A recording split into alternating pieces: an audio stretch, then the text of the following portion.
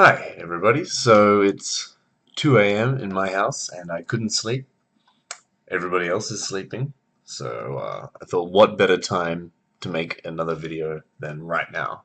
I can't be loud and animated, but let's give it a go, huh? I was lying in bed thinking about the issue of political correctness again. So I thought I'd make another video about that because it's a pretty hot topic at the moment. And I had another debate with a friend about it today, and there I was lying in bed, thoughts running through my head, and yeah, I thought I'd talk about it. So I already spoke on the issue of political correctness before, and I think that video got derailed a little bit, went on to talk about quotas and some other things. Whereas today, I guess, I thought I would talk more about political correctness itself and why I think it's important and why I think it's kind of getting a bad reputation and is being blamed, I think, by some, moderates for the reason why the far right is kind of having a resurgence now. So I kind of wanted to talk about political correctness from the point of view of empowerment and what I think that means. So, all right, let's just get into it. So, how would I define empowerment? So, I would define empowerment as having the ability to make meaningful decisions. I think that's as succinctly as I could define it. So, what does that mean? That means uh, being aware, being educated enough on something to be able to make a decision as it would affect your life. So,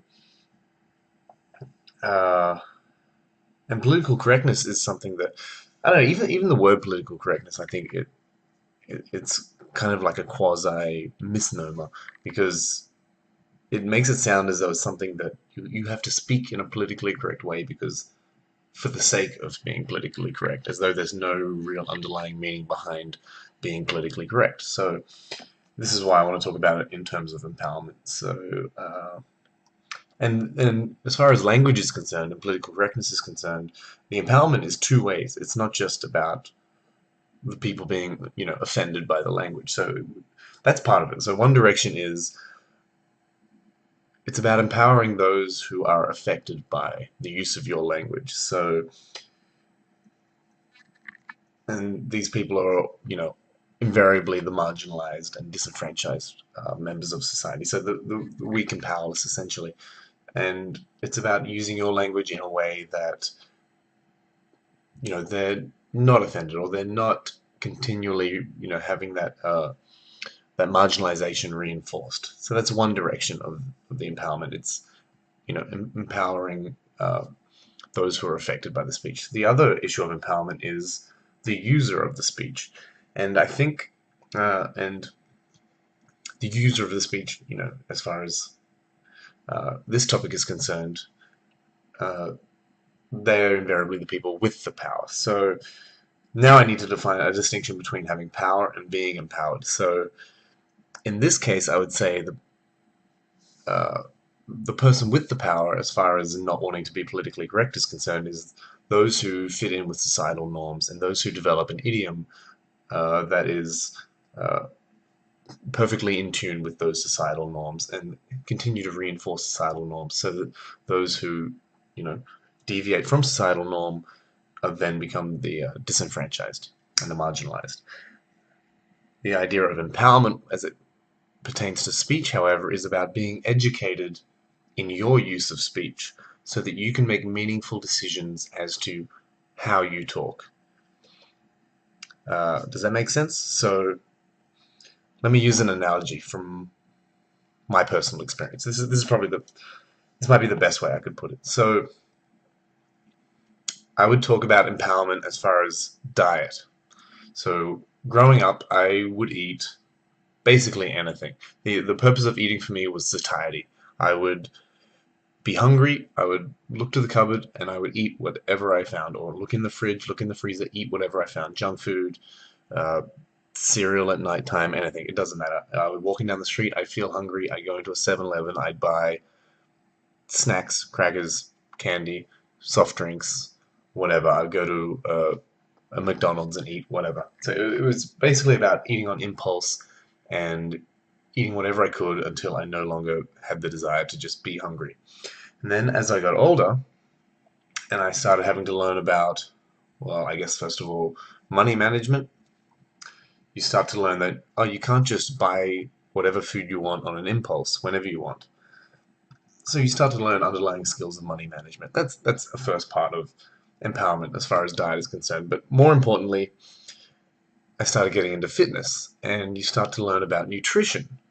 And so now suddenly I'm learning about macros and just basic things like, protein content, carb content, and oh, I can't even think right now. Oh, it's 2 a.m. in the morning.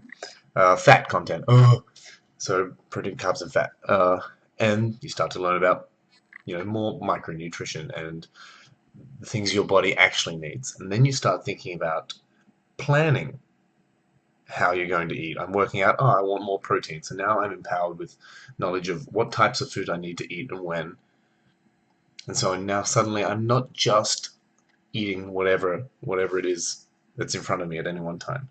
Then I start learning about, say, environmental impact or ethical issues of eating meat or something like that, for example, or certain types of products or packaging or where they come from. It's just an example. So now I'm not a perfectly ethical eater, but I have cut out a lot of meat from my diet. I think it's ultimately unethical to eat a heavy meat diet. I think probably the less meat you have, if you have the means to do so, is probably a more ethical diet overall. And it does go in cycles. Sometimes I forget, and for a moment I'm disempowered, and I order a lot of meat. But generally speaking, I don't buy meat from the supermarket, and I very rarely eat meat when I go out. If other people buy me meat, or if we have meat, other people prepare me meat, I'll eat it then. So I would say to this end, now at this age, 32 years old, compared to when I was 18, there's a lot more thought and a lot more knowledge based into the decision-making process of what I eat and when. Oh, the other thing I would talk about, I guess, is dieting from the point of view of calorie control. So there's a big one, I think, as far as empowerment of diet and nutrition is concerned. So as I got older and I guess my metabolism slowed down and I had other priorities, I would start putting on weight, and I had to learn about portion control and calories and looking at how much calories are in certain meals, etc., and eating not to satiety, but eating because uh, that was my allotted meal I had, and I would eat at certain times every day. So now when I eat, usually, I like to think it's from a point of view of empowerment. I know what I'm eating and when I'm going to eat it and why I'm eating it. So I would say now at 32 years of old, I am more empowered with my diet as when I was 18, when I would just eat whatever, because I didn't know, I wasn't educated. And my point is, this can be analogous to basically any part of your life, but we're talking about political correctness now, so I'm going to talk about how it's analogous to your language. So when I was young, I would talk and say however I was raised. I would use the words that are politically incorrect today. I grew up using words like faggot. You'd say the word nigger. And it was just jokingly. It was just fun. It was socializing. It was just things you'd see on TV and you'd repeat them.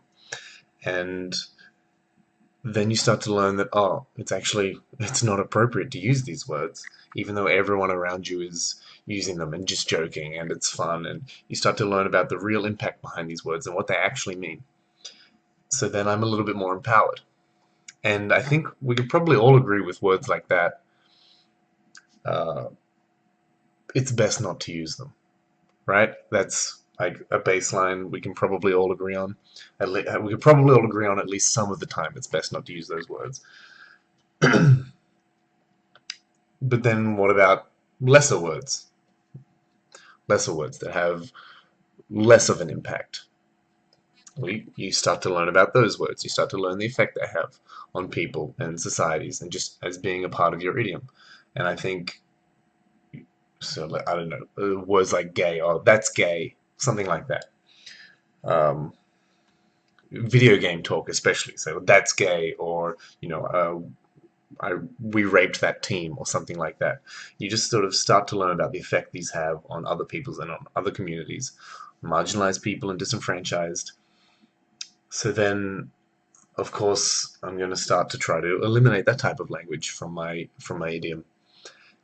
And I guess the point it comes to is it's about once you're aware of the language you use, why you use it, the societal norms you're reinforcing, why wouldn't you try to just eliminate it where possible? Just try to keep it in your mind. The same with dieting. Sometimes I order meat, or sometimes I'll indulge in a meal because I'm not thinking about it, and I'll indulge in junk food because I've been drinking or something. I'm not thinking about it, and at that moment I'm disempowered. It goes in cycles. But then when I, have time to collect myself and can reflect, I think, oh, that's not how I want to do it, and in the future, I'll try to remain empowered with my decisions. It's the same with language. Sometimes I will use words that, not probably not the really bad words, but I will use words that I generally try not to say.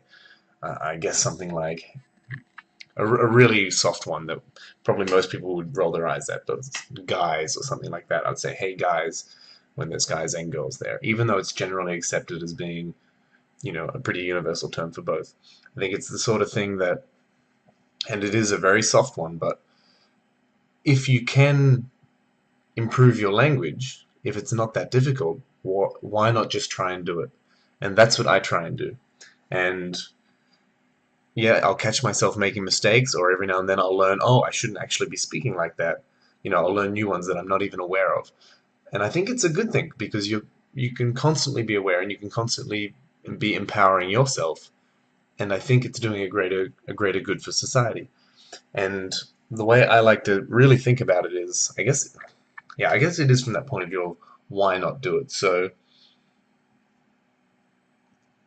I don't really believe in being militant. I think I said this in my last video, being militantly uh, advocating for political correctness, but it's something that we should all be aware of, that political correctness ultimately uh, should be a good thing.